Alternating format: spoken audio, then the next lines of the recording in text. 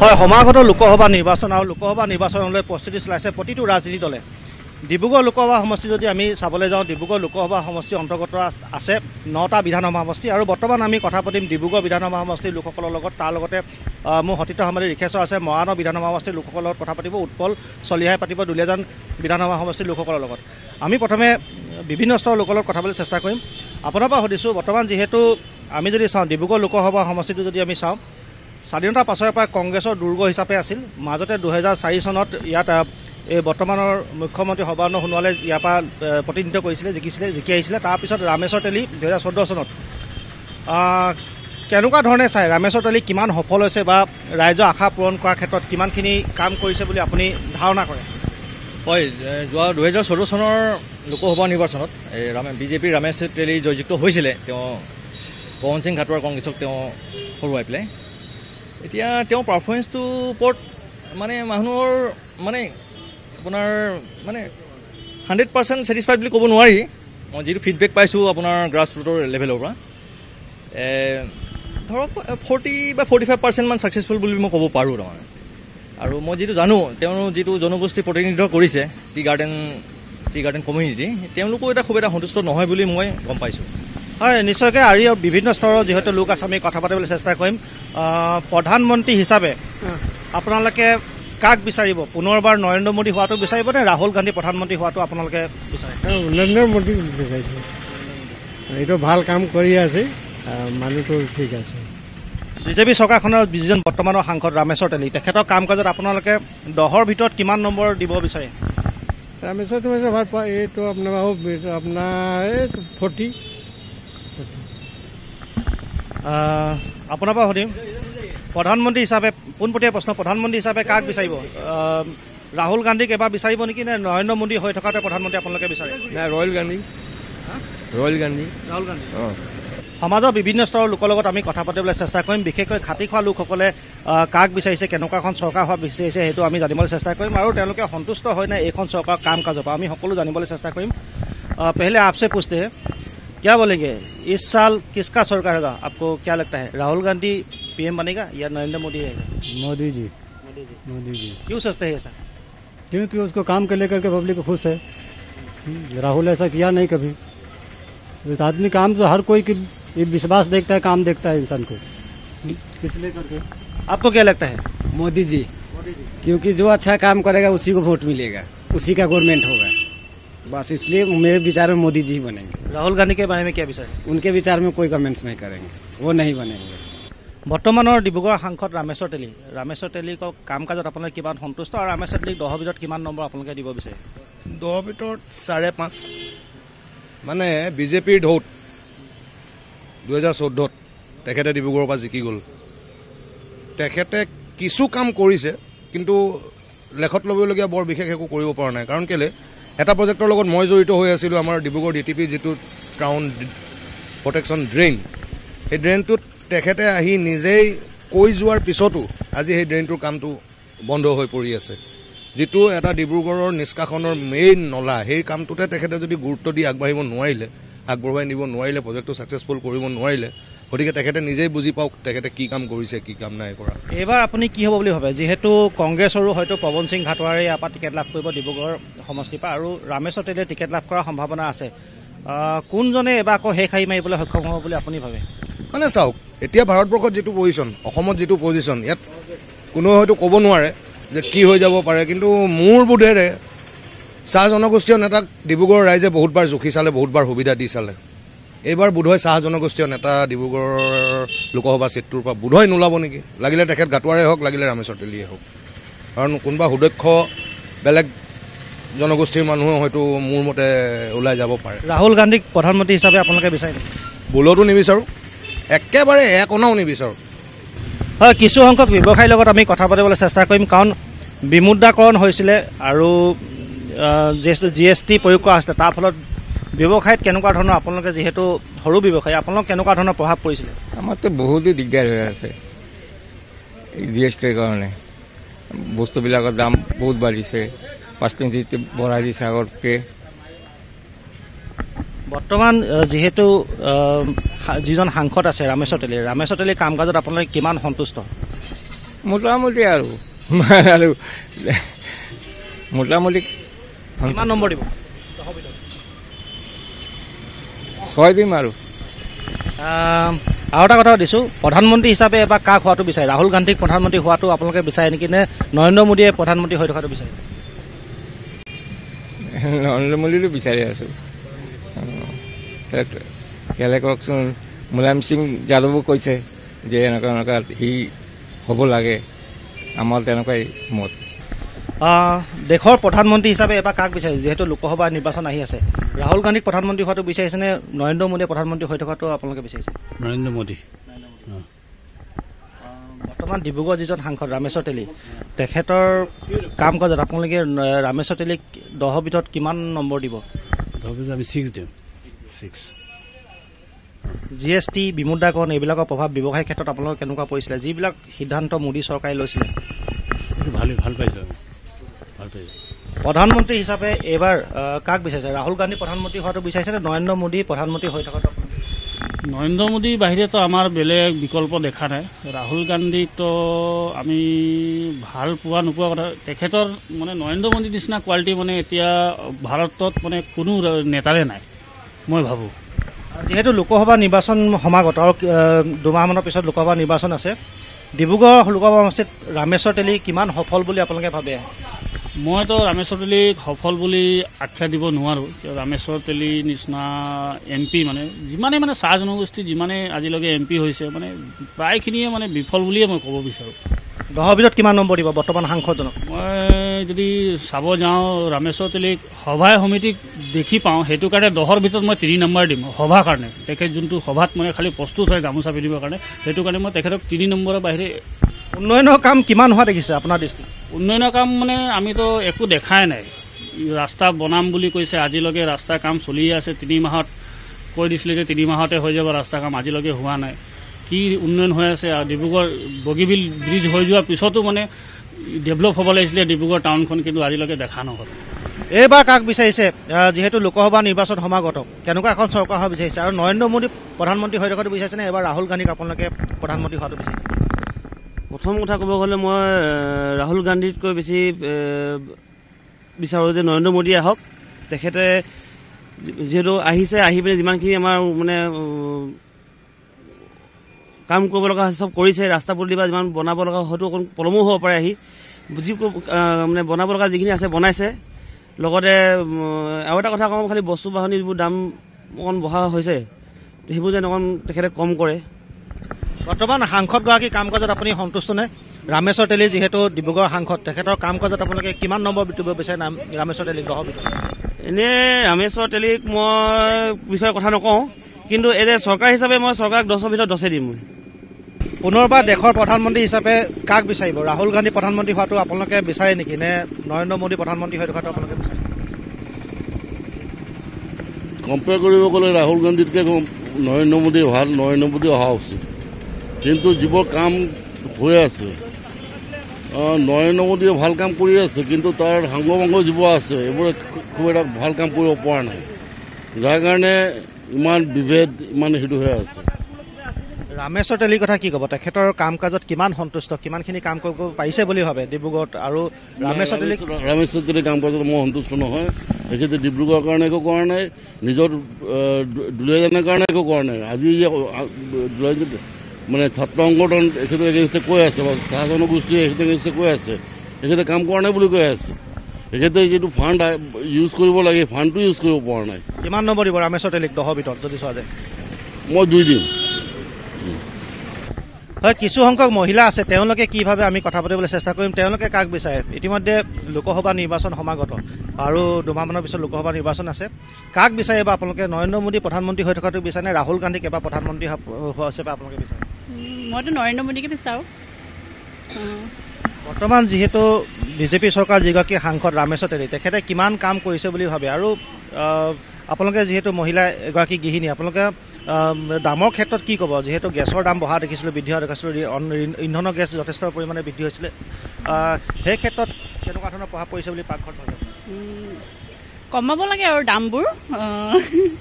তথাপিও কিছুমান বেনিফিট আছে বিজেপি হোৱাৰ পৰা, যেনেকৈ ধৰি লোৱা গেছৰ দাম বাঢ়িলেও মানে অলপমান মানে কিছু সংখ্যক বেংকতো একাউণ্টতো জমা হয় টকা আৰু ডাইৰেক্টলিতো বহুতে মানে ছেভিং নকৰে বেংকৰ থ্ৰুদিও জমা হৈ যায় গেছৰ থ্ৰুদিও সেইটো কাৰণে ভালে পাওঁ নৰেন্দ্ৰ মোদীটো ছাপোৰ্ট কৰোঁ দেই নকৰোঁ বুলি নকওঁ কিন্তু মইতো ভালে পাওঁ বাকীবোৰ নাজানো আৰু আপোনালোকে কি ক'ব কাক খোৱাটো বিচাৰে প্ৰথম কথা ফাৰ্ষ্ট টাইমটো এতিয়া চবেই বিজেপিতে ছাপোৰ্ট কৰি আছে বিজেপিতে চব নৰেন্দ্ৰ মোদী ছাপোৰ্ট কৰিম ৰামেশ্বৰ তেলী কিমান সফল হৈছে বুলি ভাবে বৰ্তমানৰ যিগৰাকী সাংসদ তেখেতে কিমান কাম কৰিছে বুলি কাম কৰিব পাৰিছে বুলি ভাবে ডিব্ৰুগড়ত আমাৰ এইটো চাইডে বেনিফিট নহ'লেও টিংখাং ৰাজগড় সেইটো চাইডে কিন্তু তেওঁ বহুতখিনি আগবঢ়াই নিছে বুলি ভাবোঁ ৰামেশ্বৰ তেলী কিমান নম্বৰ দিব 10ৰ ভিতৰত যদি চোৱা যায় 10ৰ ভিতৰত 8 কাক বিচাৰিব প্ৰধানমন্ত্ৰী হিচাপেতো যোগ্যতা ৰাহুল গান্ধী থাকি মোদীক বেছি যোগ্যতা বুলি ভাবোঁ আৰু মানে আৰু মানে ৰাহুল গান্ধী আৰু মোদীৰ তুলনাত মানে মোদী মুখ্যমন্ত্ৰী হোৱাটো হেৰি হোৱাটো বিচাৰোঁ আৰু MP হোৱাটো বিচাৰোঁ পুনৰ আপুনি ঘৰখনো চলাবলগীয়া হয় দামবোৰতো কমিবই লাগে ঘৰখন চলাবলৈতো বহুত অসুবিধাই হয় বস্তুবোৰ বেছি দাম মানে বাঢ়িলেতো আমাৰ ঘৰৰ গৃহিণীয়ে দিগদাৰ হয় কাৰণ বহুত বজাৰ সমাৰ কৰিবলগীয়া হয় এইটোতো হয়ে যে বিজেপি চৰকাৰ হোৱাৰ পিছত সঁচাকৈ বস্তু বৃদ্ধি বেছি হৈছে প্ৰতিটো মানে হেৰিয়তে দিগদাৰ হৈছে আমাৰ বহুত দিগদাৰেই হৈছে প্ৰতিটো ক্ষেত্ৰত আৰু আপোনালোকে প্ৰধানমন্ত্ৰী হিচাপে নৰেন্দ্ৰ মোদীকে বিচাৰিব নে ৰাহুল গান্ধীক বিচাৰিব এইবাৰ কিন্তু চৰকাৰখন সলনি হোৱাই বিচাৰোঁ মই ৰাহুল গান্ধীকে ছাপোৰ্ট কৰিছোঁ নৰেন্দ্ৰ মোদী মানে চালোঁ আমি প্ৰথমতে কংগ্ৰেছ চৰকাৰো চাইছিলোঁ বিজেপি চৰকাৰো চাইছিলোঁ কিন্তু বিজেপি চৰকাৰ এইবাৰ মানে আকৌ বেলেগ এইবাৰ চৰকাৰ বিচাৰোঁ আমি ৰাহুল গান্ধীকে বিচাৰিছোঁ মই বৰ্তমান সাংসদগৰাকী কিমান সফল হৈছে বুলি ভাবে ৰামেশ্বৰ তেলীয়ে কাম কৰিব পাৰিছে বুলি ভাবেনে আপুনি ডিব্ৰুগড়ত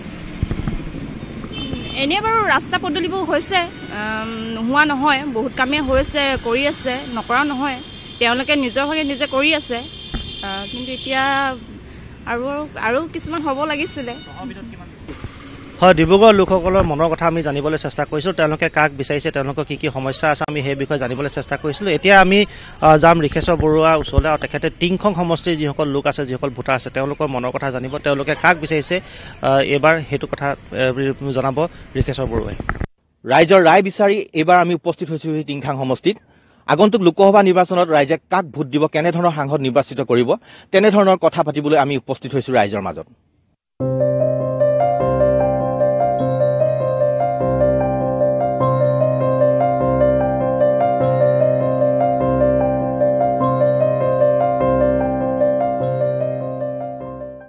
প্ৰাধান্য মানে মুঠতে আমি বিচাৰোঁ নতুন মুখ আগৰ যিকেইজন আমাৰ সাংসদ আছে লোকসভা নিৰ্বাচন যিজন ডিব্ৰুগড় জিলাৰ লোকসভা সমষ্টিৰ যিজন সাংসদ আছে আগৰ যিকেইজন হৈ গ'ল আমি বৰ্তমান তেখেতসকলৰ পৰা আমি কোনো উন্নত মানদণ্ডৰ আমি কাম দেখিব পোৱা নাই যোৱা এতিয়া কথা হ'ল কি আমি নতুন প্ৰজন্মৰ মুখ বিচাৰিছোঁ তেখেতৰ আমি আশাবাদী নতুন প্ৰজন্মৰ মুখ আহিলে নিশ্চয় আমি উন্নত ডিব্ৰুগড় লোকসভা সমষ্টি আমি উন্নত দেখিবলৈ পাম বুলি আশা ৰাখিছোঁ প্ৰধানমন্ত্ৰী হিচাপেতো আমি নৰেন্দ্ৰ মোদীৰ দিনত যথেষ্টখিনি উন্নত হৈছে বুলি ভাবিছোঁ তথাপিও আমি যদি ৰাহুল গান্ধীৰ দিনত কংগ্ৰেছৰ দিনত আমি যথেষ্ট আমি ফলৱতী হোৱা দেখা নাই এতিয়া নৰেন্দ্ৰ মোদীৰ দিনত আমি যথেষ্টখিনি আমি উন্নত দেখা পাইছোঁ ভাৰতবৰ্ষৰ ৰাষ্ট্ৰখন আৰু সেইটো কাৰণে আমি নৰেন্দ্ৰ মোদী ডাঙৰ পুনৰবাৰ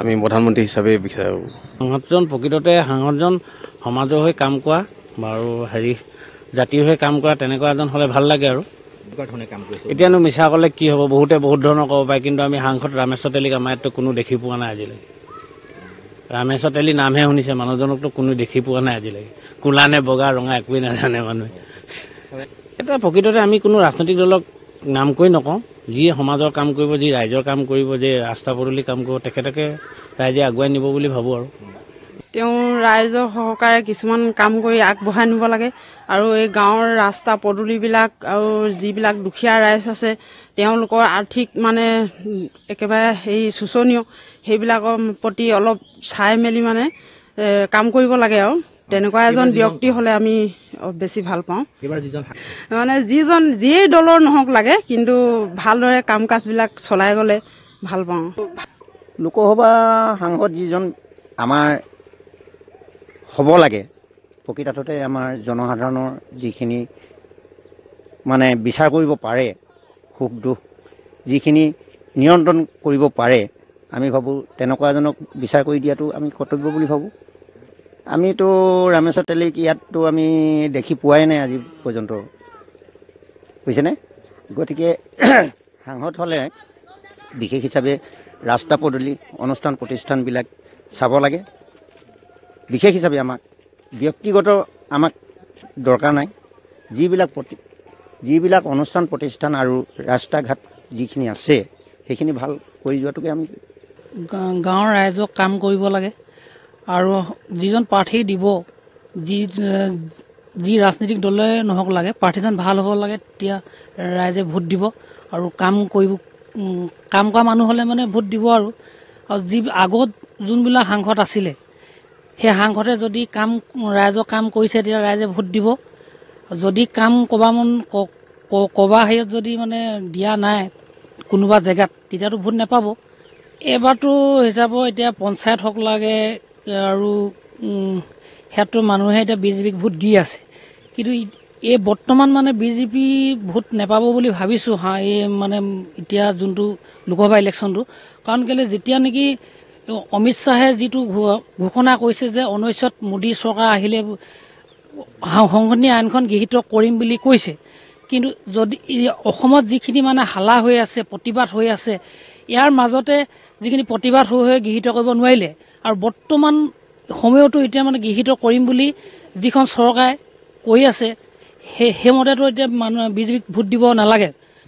দল বুলিব ক'লেতো এতিয়া পচন্দ বুলিব কোনো এটা দলেই পচন্দ নোহোৱা হৈছেগৈ। ইটো দলো ভাল কাম কৰিম বুলিয়ে কয়, সিটো দলো ভাল কাম কৰিম বুলিয়ে কয়।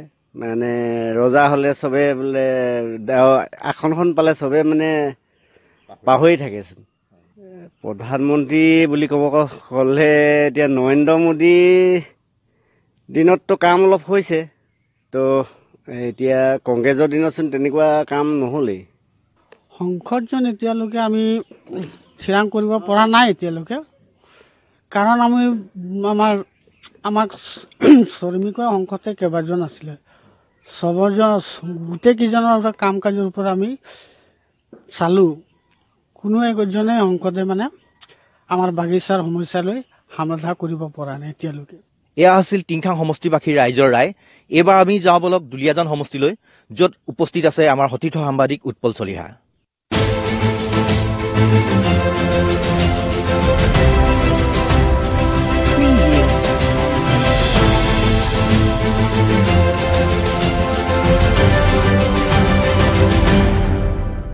ধন্যবাদ ঋষেশ্বৰ। যি সমাগত যি লোকসভা নিৰ্বাচন আছে আহি পৰিছে, লোকসভা নিৰ্বাচনৰ সকলো ৰাজনৈতিক দলে এতিয়া নিজৰ নিজৰ কুচকাৱাজ আৰম্ভ কৰিছে। মই বৰ্তমান উপস্থিত আছোঁ দুলীয়াজান বিধানসভা সমষ্টিত, আৰু দুলীয়াজান বিধানসভা সমষ্টিৰ ৰাইজে কি কয় আজি আপোনালোকক আমি দেখুৱাম।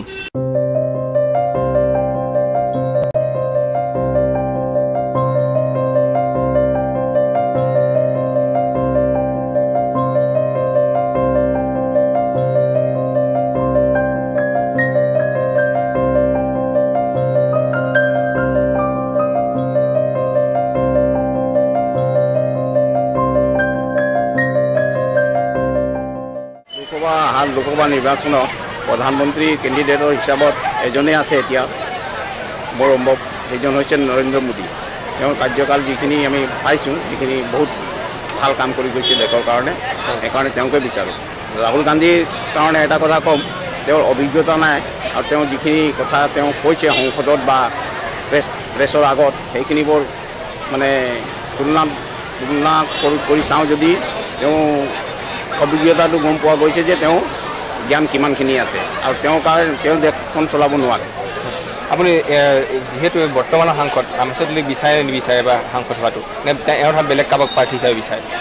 সেইটো চব ইয়াৰ ওপৰত মই মানে এইটো নকওঁ যে ৰামেশ্বৰ তেলী হ'ব লাগে বা বেলেগ এজন হ'ব লাগে। দলে যাকে দিয়ক, আমি তাত হেৰি কৰিব নাই। যিখিনি হওক, ৰাইজে ৰামেশ্বৰ তেলীয়ে কিখিনি কাম কৰিছে তাৰ বিবেচনা কৰিব, কিন্তু মোদীয়ে যিখিনি কাম কৰিছে সেইখিনি মোটামুটি ওলাই পৰিছে যে তেওঁ ভাল কাম কৰি আছে। বৰ্তমান সময়ত এইটো এটা খুব ডাঙৰ প্ৰাসংগিক প্ৰশ্ন। আচলতে বৰ্তমান ভাৰতবৰ্ষত আমি যদি লিডাৰ হিচাপে আমি চাবলৈ বিচাৰোঁ বা প্ৰধানমন্ত্ৰী হিচাপে যদি উপযুক্ত ব্যক্তি আমি বিচাৰোঁ, তেন্তে আমাৰ দৃষ্টিত বৰ্তমান কোনো দলতে নাই। কিন্তু তথাপিও নৰেন্দ্ৰ মোদী যিহেতু আমাৰ বৰ্তমান প্ৰধানমন্ত্ৰী, নৰেন্দ্ৰ মোদীয়ে যিখিনি সিদ্ধান্ত লৈ আচলতে আমাৰ অসমৰ মানুহখিনিক যেনেধৰণে প্ৰতাৰণা কৰিলে, গতিকে সেইটো ফালৰ পৰা চাবলৈ গ'লে আমি কোনোপধ্যেই আচলতে নৰেন্দ্ৰ মোদীক পুনৰ প্ৰধানমন্ত্ৰী হিচাপে বিবেচনা কৰি আমি সেই ভুলটো কৰিব নিবিচাৰোঁ। গতিকে যদিও অনিচ্ছাকৃত কিন্তু তথাপিও কিন্তু ৰাহুল গান্ধী বাদে আমি যিহেতু বেলেগ ব্যক্তি আমাৰ বৰ্তমান আমাৰ দৃষ্টিত নাই, গতিকে ৰাহুল গান্ধীয়ে পুনৰ এইবাৰ প্ৰধানমন্ত্ৰী হোৱাটো আমি ইচ্ছা প্ৰকাশ কৰিছোঁ। ৰামেশ্বৰ তেলীক বিচাৰে সাংসদ হিচাপে? ৰামেশ্বৰ তেলীৰ নামটো আচলতে বহুত দিনৰ পিছত শুনিবলৈ পাইছোঁ। ৰামেশ্বৰ তেলী বুলি এজন ব্যক্তি এটা সময়ত আমাৰ এজন MLA আছিলে আৰু তাৰপিছত এজন MP হ'ল আমি গম পাওঁ। আৰু ৰামেশ্বৰ তেলী আচলতে নিজৰ অঞ্চলটোত বা নিজৰ সমষ্টিটোত ৰামেশ্বৰ তেলীৰ নামটোৰ বাদে অন্য একো ধৰণৰ আপোনালোকে কোনো ধৰণৰ উন্নয়ন আপোনালোকে দেখি নাপায় বা আমি আমাৰ দৃষ্টিগোচৰ আজি পৰ্যন্ত হোৱা নাই। গতিকে ৰামেশ্বৰ তেলী এজন অসমৰ ভিতৰত আটাইতকৈ বিফল সাংসদ হিচাপে আমি আমাৰ এই সমষ্টিৰ পৰা আমি বিবেচনা কৰোঁ। গতিকে ৰামেশ্বৰ তেলীক পুনৰ বিচৰাৰ কোনো প্ৰশ্নই উঠিব নোৱাৰে। আৰু ইয়াৰ পিছতো যদি ৰামেশ্বৰ তেলীক কেনেবাকৈ আমাৰ দুলীয়াজান সমষ্টিৰ মানুহে ভোট দিম বুলি ভাবিছে, তেন্তে মানুহখিনিৰ এইটো এটা মূৰ্খামি হ'ব, তাৰ বাদে অন্য একো নহয়। গতিকে ৰামেশ্বৰ তেলীৰ ঠাইত আমি যদি কোনোবা এজন উপযুক্ত ব্যক্তি পাওঁ, তেন্তে তেওঁক আমি সাংসদ হিচাপে আমি বিচাৰিম। এতিয়া মই এইটো প্ৰশ্নৰ উত্তৰ ক'ব নোৱাৰিম, কিয়নো যিখন চৰকাৰ হ'লেও মানে যোনখন হ'লেও আমি কোনো এখন চৰকাৰ বিজেপি হওক বা কংগ্ৰেছে হওক আমি কোনো মানে উন্নয়নমূলক কাম আমাৰ সমষ্টিটোত দেখা পোৱা নাই কৰা। মানে প্ৰাক্তন বিধায়কে হওক বা বৰ্তমানৰে হওক কোনো এজন মন্ত্ৰী সাংসদে বা বিধায়কেও তেনেকুৱা উন্নয়নমূলক কাম কৰা আমাৰ চকুত নপৰে। আৰু মই এইটো ক্ষেত্ৰত ক'ব নোৱাৰিম, কিয়নো সময়ত দেখা যাব। আচলতে নৱপ্ৰজন্মৰ আমি প্ৰতিনিধি হিচাপে ভাৰতবৰ্ষৰ প্ৰধানমন্ত্ৰী হিচাপে এনেকুৱা এজন প্ৰধানমন্ত্ৰী বিচাৰোঁ, জনসাধাৰণে যাকে নিৰ্বাচিত নকৰক, নৰেন্দ্ৰ মোদী ডাঙৰীয়া হওক বা ৰাহুল গান্ধী ডাঙৰীয়া, কিন্তু আমাৰ যি নৱপ্ৰজন্ম ভৱিষ্যত দেশৰ ভৱিষ্যত প্ৰজন্ম, এই প্ৰজন্মৰ কাৰণে যাতে তেওঁলোকে আমাক নিবনুৱা সমস্যা সমাধানৰ পৰা আদি কৰি বিভিন্ন ধৰণৰ যিবিলাক আনুষংগিক সমস্যা যিবিলাকে আমাৰ দেশৰ প্ৰগতিত বাধা আৰোপ কৰিছে, তেনেকুৱাবিলাক সমস্যা যাতে সমাধান কৰি এখন প্ৰগতিশীল ভাৰতবৰ্ষ গঢ় দিব পাৰে, আমি তেনেকুৱা এজন প্ৰধানমন্ত্ৰী বিচাৰোঁ। নতুন প্ৰজন্মৰ প্ৰতিনিধি হিচাপে আমিও বিচাৰিম দেশখনৰ উন্নতি হওক, সেইবাবে বিচাৰিম আচলতে নৰেন্দ্ৰ মোদী বা ৰাহুল গান্ধী বুলি পোনচাতেই কোৱাতকৈ মই বিচাৰিম যে কাম কৰিব পৰা এজন প্ৰধানমন্ত্ৰী আমাক লাগে।